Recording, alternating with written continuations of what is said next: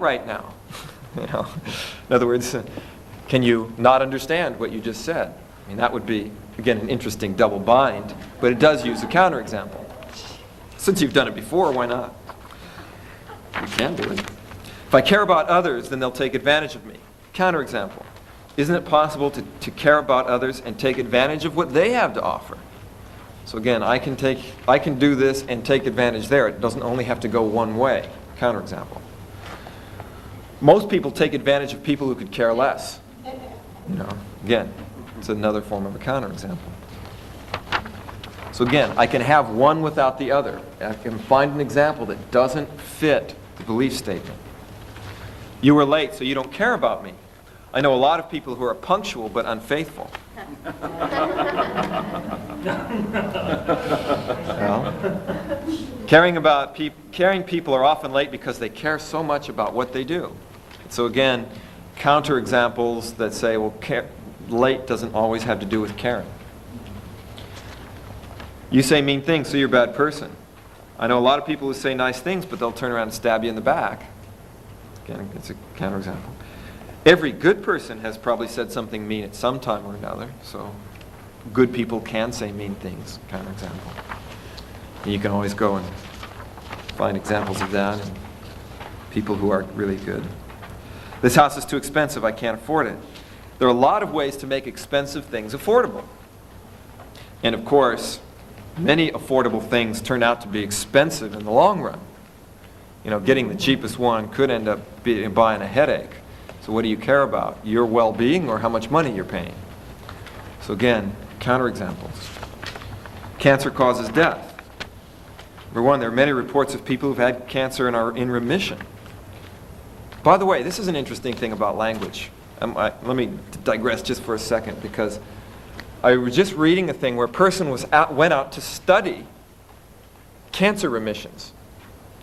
And he went to a hospital and he asked for their data. Went to actually a local hospital where I live, near where I live in San Francisco, and he asked for their data on cancer remissions. And they said, we don't have any. And so he looked around, and of course the reason they didn't have any data on cancer remissions is because they don't have a category for it. I mean, in the hospital, you know, people, if they die, you have all the statistics on the ones that die, but if they don't come back in, they get better, you don't, you know, they're just not a terminal case. You know, you don't know what happens to them. And so they didn't have a category for cancer remissions, therefore there was no information on it. They don't exist to the hospital. And so he said, I tried to figure out, well, how will I find cancer remissions? He says, well, can you give me all the information on people that were diagnosed as having terminal cancer and weren't reported as being terminal? I mean, that you don't have the data on them being terminal. And he found there's like 180 people in the last 5 years or something that fit this category. So then he went out and he started to check up on them. Well, maybe a couple, 3 of them had moved out of the area. Another 4 or 5 of them had gone to a different hospital and died. But there was like 170 people or so that, you know, were still doing just fine 5 years later or so after a diagnosis. And he went and asked some questions and started to study them and came with some real interesting data.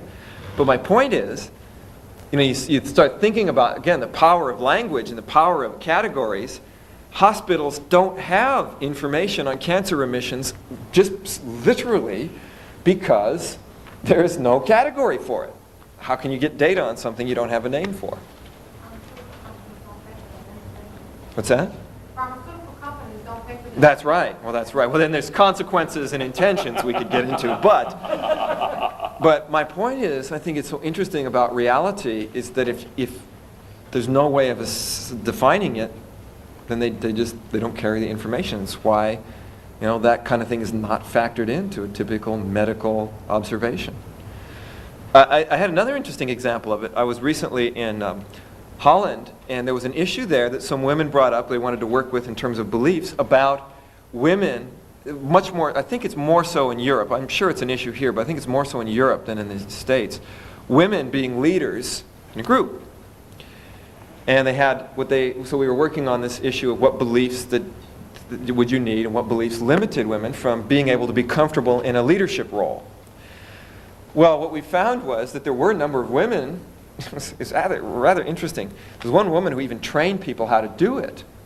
But she didn't have anything to say to these people that had this issue Because for her, it wasn't leadership didn't have to do with being a woman, it had to do with being a leader.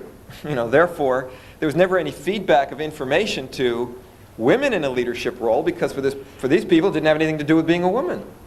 So they defined themselves right out of a feedback loop.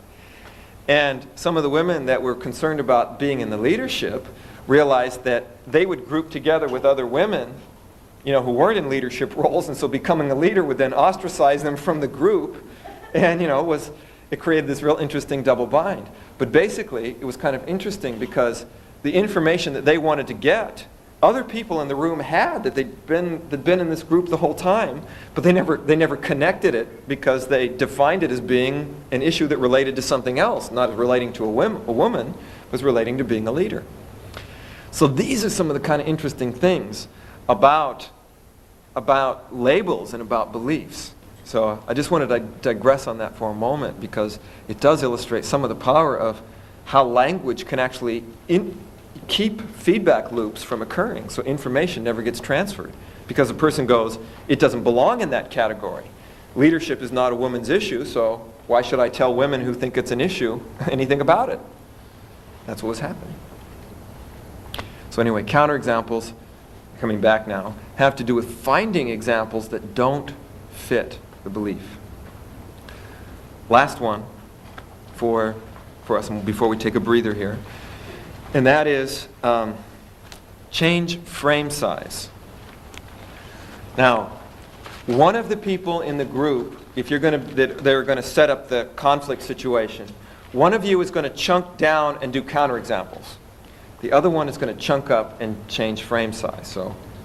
And that you'll see these two things kind of go together. Change frame size has to do with, let's go start with the definition here. Change frame size is with reevaluating the implication of a belief in the context of a longer or shorter time frame, or larger or number of people, or from an individual viewpoint, or from literally a bigger or smaller perspective.